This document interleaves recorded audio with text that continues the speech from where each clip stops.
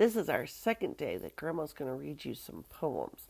I'm going to start with a couple of poems by the poet Eugene Field, who actually is from St. Louis, and you can visit his house if you would ever like to when you go to the city of St. Louis.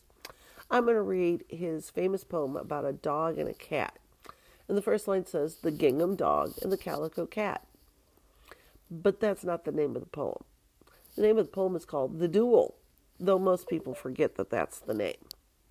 Gingham is a type of fabric made of little checks, and calico is usually a print made with little flowers.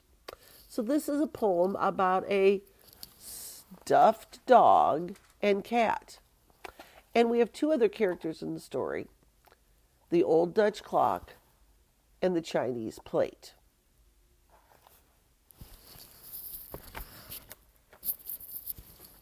I have it in another book, and here the author did some color illustrations.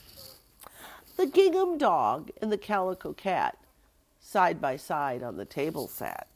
'Twas 12:30, and what do you think? Neither a one had slept a wink. The old Dutch clock and the Chinese plate appeared to know as sure as fate there was going to be a terrible spat. I wasn't there, I simply state what was told to me by the Chinese plate. The gingham dog went, "Whoa, whoa, whoa," and the calico cat replied, "Meow."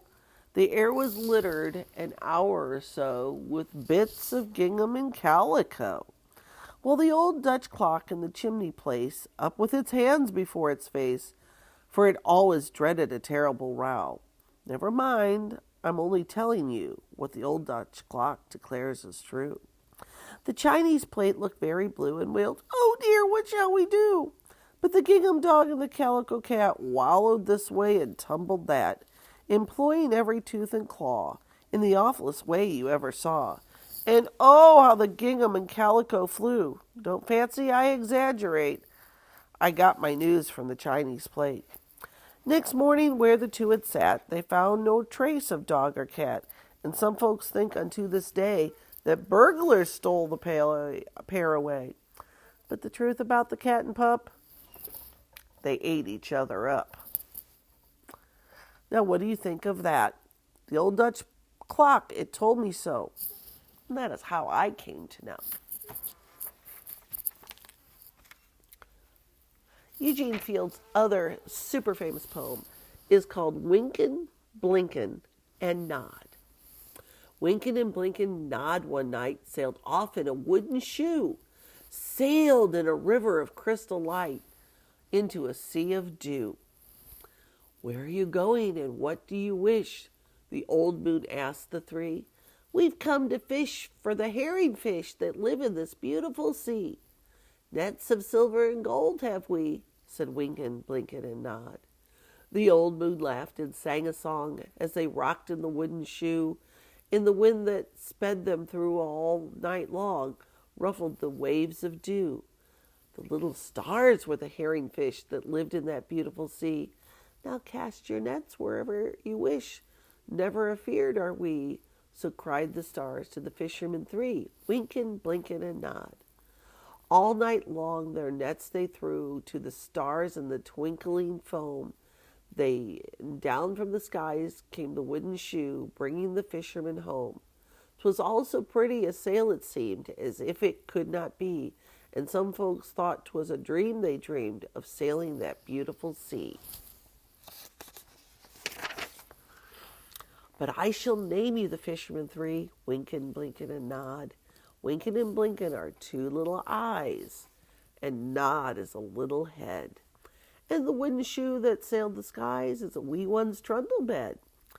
So shut your eyes while Mother sings of wondrous sights that be, and you shall see the beautiful things as you rock in the misty sea, where the old shoe rocked the Fisherman Three, Wynkin, Blinkin, and Nod. Eugene Field. I'm going to read you another man's poem. It is from his nonsense poem book by Edward Lear. He's known for one particular style of poetry, which we'll get to in a minute. But I'm going to read you his little bit longer poem about the owl and the pussycat. Grandma has a lot of poetry books that did not go to Aunt Lisa's house. And so I can read one about the owl and the pussycat. And I can read from one book and show you the colored pictures in the other. I don't always have pictures for all the poems. But yesterday, Clara drew me a wonderful picture of what she was thinking when I read the poem Block City. This is Edward Lear's The Owl and the Pussycat. The owl and the pussycat went to sea in a beautiful pea-green boat. They took some honey and plenty of money wrapped up in a 5-pound note. The owl looked up to the stars above and sang to a small guitar, "Oh, lovely pussy, oh, pussy, my love, what a beautiful pussy you are, you are, you are. What a beautiful pussy you are." Pussy said to the owl, "You elegant fowl, how charmingly sweet you sing. Oh, let us be married.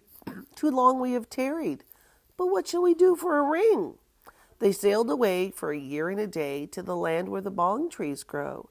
And there in the wood a piggy wig stood with a ring at the end of his nose, his nose, his nose, with a ring at the end of his nose. "Dear pig, are you willing to sell for 1 shilling your ring?" said the piggy. "I will."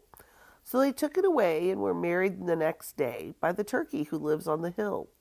They dined on mince and slices of quince, which they ate with a runcible spoon. And hand in hand on the edge of the sand, they danced by the light of the moon, the moon, the moon.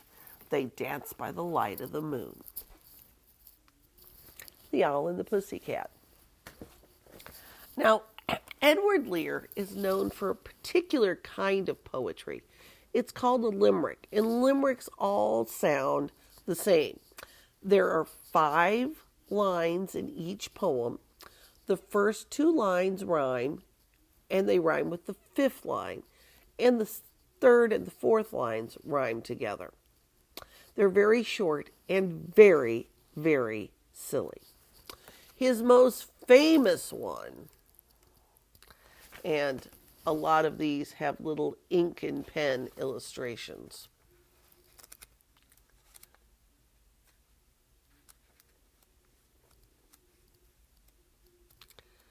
Grandma had this marked and I lost it. Sorry about that. Oh, here it is. There was an old man with a beard who says, "It's just as I feared. 2 owls and a hen, 4 larks and a wren have all built their nest in my beard." Pretty silly, huh?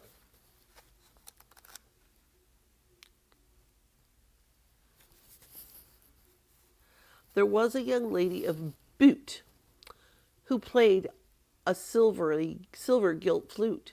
She played several jigs to her uncle's white pigs, that amusing young lady of Butte. There's her doing that. Grandpa once wrote a poem to his brother Dean. It was 9 stanzas long, all done in limerick. We kind of lost the paper that he wrote that on, but Grandma has a lot of it memorized, though not every bit of it. There once was a young, you all know my brother named Dean, who works as a biologist marine. With the Coast Guard he sails midst icebergs and whales amid the cold Alaskan scene.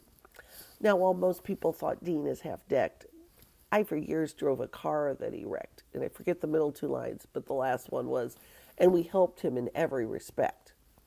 This is Grandpa talking, and Grandpa said, "I've long held this thought in my mind, that a moose head would look quite divine, with its features intact and a wall-to-wall rack, looking down from my mantle enshrined. There's just one problem, I fear. Brother Dean is afraid of this deer." And I don't remember the rest of that stanza.